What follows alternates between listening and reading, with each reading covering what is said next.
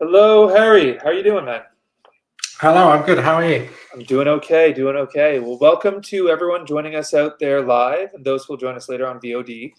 My name is Paul Chenier. I'm the EVP of Global Sales here at Playwire, and it's my distinct pleasure today to welcome Harry Devane, who is the owner of Vortex Games. Today we're going to talk about Minecraft, a bit of a hot topic, as everyone knows, and specifically we're going to talk about advertising in and around Minecraft. Just to take a quick step back, um, you know, actually, Harry, why don't you start by just introducing yourself? Then we'll take the step back, and then we'll get into the topic.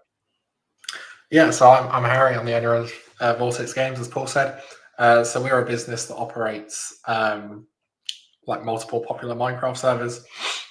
So I've kind of been operating Minecraft servers for going on 10 years now, and we have a couple of fairly popular servers today. So yeah, that's me. Well, nice to meet you, Harry. Well, I've met you before, but nice for the audience to meet you. Um, yeah, let's talk about Minecraft first. The game has been around for 15 years. Arguably the second biggest game of all time after maybe Tetris. It is culture, right? Between the game and the amount of time people spend in the game, between the 1.5 trillion views of Minecraft content on YouTube, Minecraft just isn't a game; it's a culture.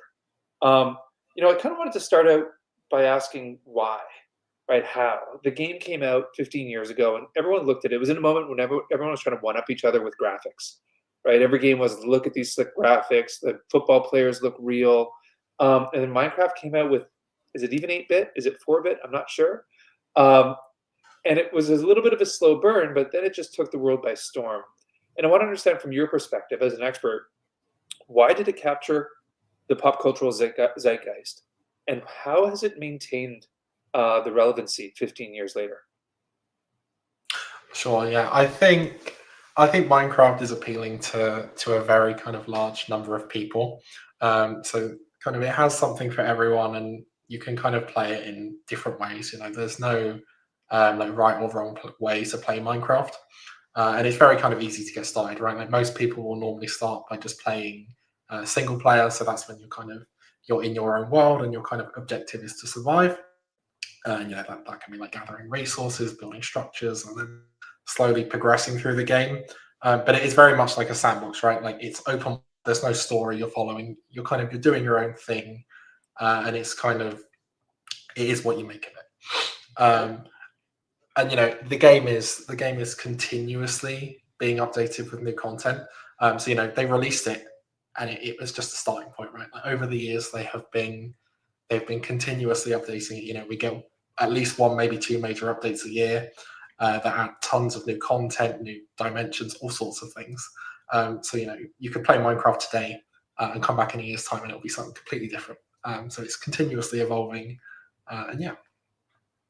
Okay, right on. So it's a little bit of something for everyone, and I think arguably when it launched, it was maybe not the first, but certainly the first game that really kind of let you express yourself. There were open world games, there were games like Grand Theft Auto that really felt that you could kind of live your own existence, but Minecraft was the first game that really helped you express yourself, right? So I want to talk about one thing you kind of mentioned, which is, you talked about operating a server. What does Sure. that mean, right? Is Minecraft a world where you go in and everyone plays the same game, or what exactly is a server? Yeah, so a server is basically a shared kind of online environment slash world within the game. So it's kind of similar to what you would get in a single player, except that you can see other players' characters and you can interact with them. So there's a chat box, you can talk to people, and that kind of thing. And a server is kind of a broad concept. Like you can have different game modes within servers. There's tons of different servers that offer tons of different things.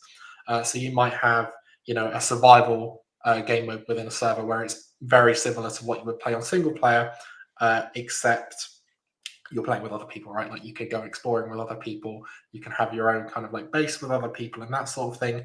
Or you might play game modes like Skyblock, right? Which is basically where you will spawn on your own island. You'll have like very limited resources, and your goal is to basically build up your island. And it's quite challenging, and you can invite kind of your friends to do that with you. I think the biggest thing about servers is community, right? So a server isn't a server without the players, and we get players from all over the world playing together and forming friendships. I used to play servers, and I have friends from 10 years ago that I now know in person. I recently went to one of those friends' wedding. So, huge kind of aspect around community with servers. Oh, interesting. My cousin met his wife on a Minecraft server. Um, funny story there. But yeah, so I mean, you touched on something I think is so important here, which is the nature of community within Minecraft. Tell me how you, as a server operator, what do you guys do to get people into your server, right? What do you do to engage them? What do you do to, make the environment fun and exciting and give them reasons to come back? I know obviously you've got very high retention rates, right? People love coming into the Vortex network. But just love to hear what you do to get them in and keep them happy. Sure. So there is tons of competition in the server space. So kind of the key thing with operating a server, especially today, is content updates and keeping the server fresh. So that can take many different forms.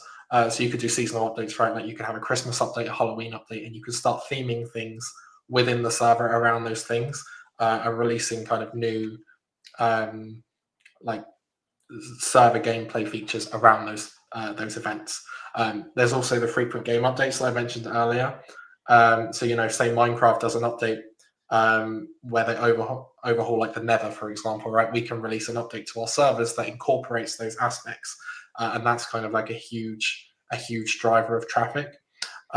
We do a lot of engagement with players on Discord, so we have quite a large Discord server with tens of thousands of people in it, and we can then ping players within that Discord server and say, hey, today we're going to do a live event, come join the server at this time, and that kind of drives engagement and huge amounts of traffic. And yeah, I think updates are the key thing, and obviously in order for us to be able to do that, we have to have a team of developers, right, working on those content updates. And in order for that to work, we have to incorporate monetization. So we will have like an online store, for example, where players can buy like cosmetics and small gameplay boosts, nothing major. We also integrate with Playwire, which I think we're going to touch on in a little bit. Yeah. And we also have a voting mechanic. So that's where a player can basically go on a website and vote for our server, which will boost us up the rankings. And then that is key for discoverability. Okay, so it sounds like your ability to create relevance for the audience and engage them is critical. I mean, we're going to talk about advertising, obviously, but you can't have advertising without an engaged audience. So you and your team are continually ensuring that you're creating content, creating themes, creating fun little ways to get people back into your community, right? And then you're creating connectivity within that community. So I think that's really important because when we think about our advertising partners, they don't just want to run ads, right? They want to run ads into worlds where they can create value, right? They want to run ads in front of human beings that they know are engaged, right? That they know are having fun. So I want to talk a little bit about the value exchange. So you talked about the things you do to get people engaged.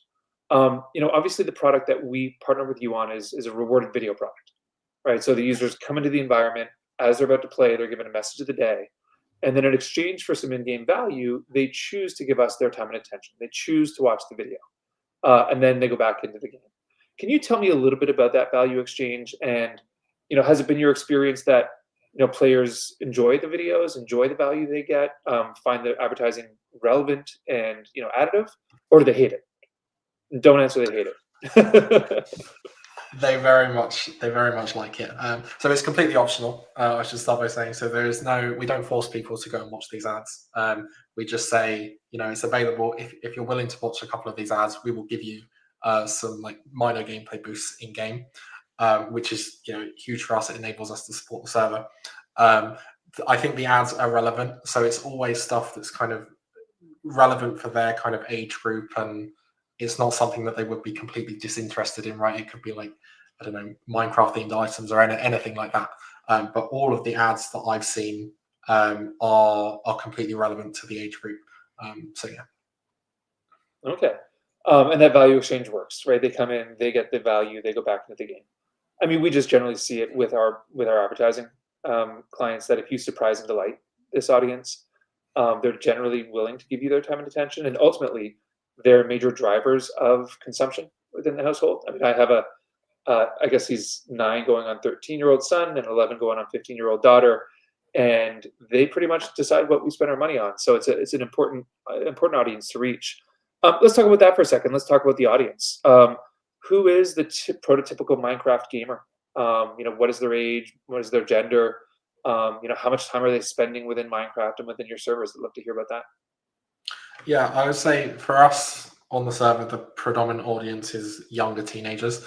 There are some like younger kids and some older teenagers, but yeah, definitely kind of like I'd say 13 to 15 is the bulk of our player base. In terms of like average daily playtime, it varies. I would say maybe half an hour is a ballpark average. Can be more, can be less. It depends on how engaged the player is. You'll have some people who will sit there all day, and you'll have some people who will just come on for 10 minutes and just catch up with their friends or whatever's going on the server that day. Yeah, great. I have a thesis about these younger audiences. They're generally speaking playing non-ad supported games. Obviously, we have a unique product that enables us to kind of engage these audiences where they are. And when they're not playing those games, they're actually watching live streams of other people playing those games on YouTube or Twitch or Kick. Would you say this audience, and you're a bit of an expert in that, you are constantly engaging with this community, would you say that's fair? They don't consume a lot of traditional media. They don't consume a lot of content that's not related to their favorite UGC worlds, UGC being user-generated content, games like Roblox and Minecraft. So I would love to hear kind of like your understanding of their behavior as it relates to media. I would say that's accurate. Yeah, I think they spend a lot of their time playing games like Minecraft. When they're on the computer / electronic devices, it's definitely they're playing games a lot of the time. And yeah, I would agree. It would be difficult to reach them via other means than through games and that sort of thing. Yeah. Yeah, they're not looking at the back page of the magazine or listen to the radio much. And like I say, as a focus group of one, my son is normally playing Minecraft while watching Minecraft videos. So the kids can do it these days. So listen, obviously, Minecraft has been around 15 years, has maintained relevance. You as a server operator continue to create value for audiences, engage them. It's a bit of a big moment. We've seen just incredible demand for our Minecraft product with the movie coming up. I would love to hear your thoughts on the film. Your thoughts as a film fan. Do you think it's going to be good? But really, your just thoughts on what the film might do for Minecraft and the culture around it this year. Yeah, I first of all, I do think the film is going to be good. I'm going to go and see it myself. But yeah, I think it's going to drive like a huge surge in traffic, kind of almost like we've never seen from a singular event. Like traffic will go up around the times that the game developers will release a major game update, or in summer when kids are out of school. But I think it's going to lead to a huge influx of new players who haven't necessarily played Minecraft before, and I think that's going to trickle down to us and our server, and we're going to see a large number of new joins once the movie is out. Awesome. Well, I know my son is incredibly excited for the movie. I am as well. I wanted to talk about Roblox just a little bit. Do you think so? Roblox obviously has become incredibly popular in the last 3 to 5 years. Been around about 10 or 11 years, I believe. Do you think the growth and popularity of Roblox has been good for Minecraft, or do you think it's been bad for Minecraft? I think it's been good. I think it's 50-50 in the sense that I personally would rather players were playing Minecraft than playing Roblox. But the other flip side of that is games like Roblox get more people playing UGC games, right? And we want that because that's a net positive for us. So I would say overall is definitely a net benefit. Yeah. Yeah, I think so. I mean, the high tide raises all boats, and again, I see it with my son, and those are the games he typically plays. There's where he's finding his friends, his communities, and where his culture is right now. Where do you think Minecraft goes from here? Obviously, the movie is going to give it a great like pump of enthusiasm. Do you foresee Minecraft just kind of staying the course for the next 5 to 10 years, just kind of continually releasing updates? Do you think you and me are having this conversation in 10 years and you've released 50 updates over 10 years, or do you think there's ever going to be an inflection point where they do something drastic, something different?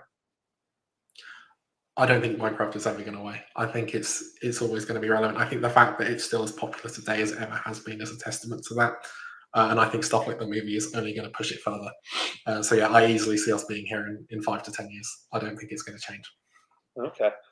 Well, that's good to hear because I plan to be here in 5 to 10 years as well.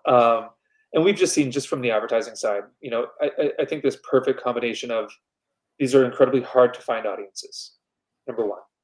Number two is the brands are able to surprise and delight. They're able to give them value in exchange for their time and attention, right? They're effectively fairly cynical audiences too, right? They've just tuned out advertising. They've been inundated and exposed to advertising since they were born, right? Unlike me, when I was born, there wasn't advertising. That's a joke.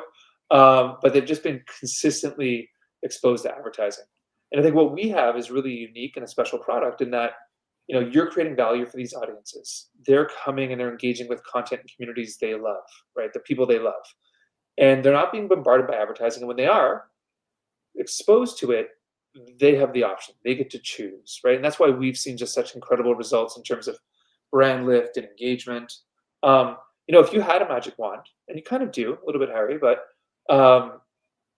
what would you do? Like, how would you speak to this audience? What kind of product would you build to engage this audience in the next generation of Minecraft fans? That's an interesting one.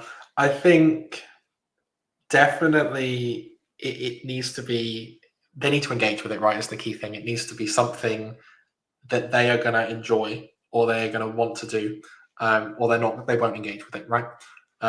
So it could be any number of things, latest trends, anything like that incorporated. I think, the movie's a good example, anything kind of themed around the movie, or if there's anything that comes off the back of that, I think is going to be huge. And yeah, I think key thing, know the audience, target the audience, and make sure it's relevant is the key thing. Okay. Probably my last question. I don't see if you have questions for me, but what's unique about our partnership is we've been doing it for a long time. We built some really interesting technology that accomplishes everything we talked about. It sounds like you see value for it within your ecosystem. Some people have definitely copied us, but we're certainly kind of known for this, right? We certainly have the best ads and the best rewards.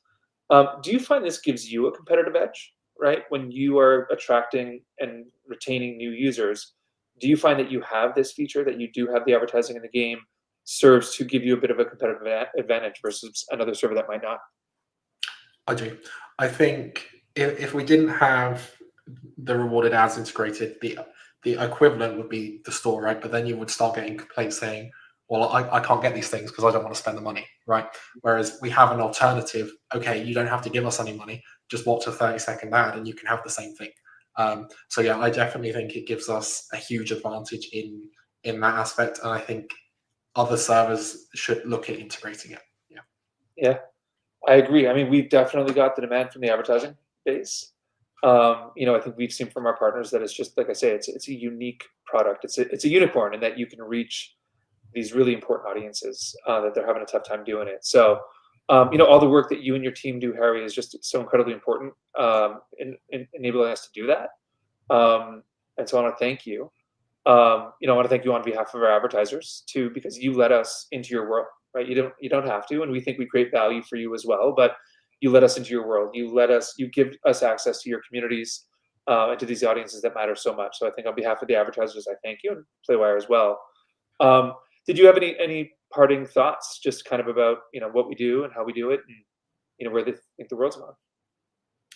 I think continue doing what you're doing. I think our partnership with Playwire has been a net positive. I think it gets better every year, and I think we'll just carry on working together. All good from my side. Awesome.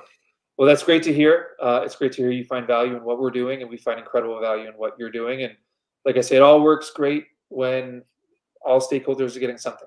The fans and the players are getting something. Obviously, us and the brands are helping you invest in creating more content. We're giving access for the brand. So I think everyone's winning in this. So Harry, can't thank you enough. I know it's getting late in London. It's already dark. It's always cold. But we really appreciate it, and onward and upward. Maybe we'll do this again after the film to see kind of what the impact of the movie's been. Yeah, sounds good. Sounds good. Awesome. Thank you so much, Harry. We'll talk soon. Thank you. Bye.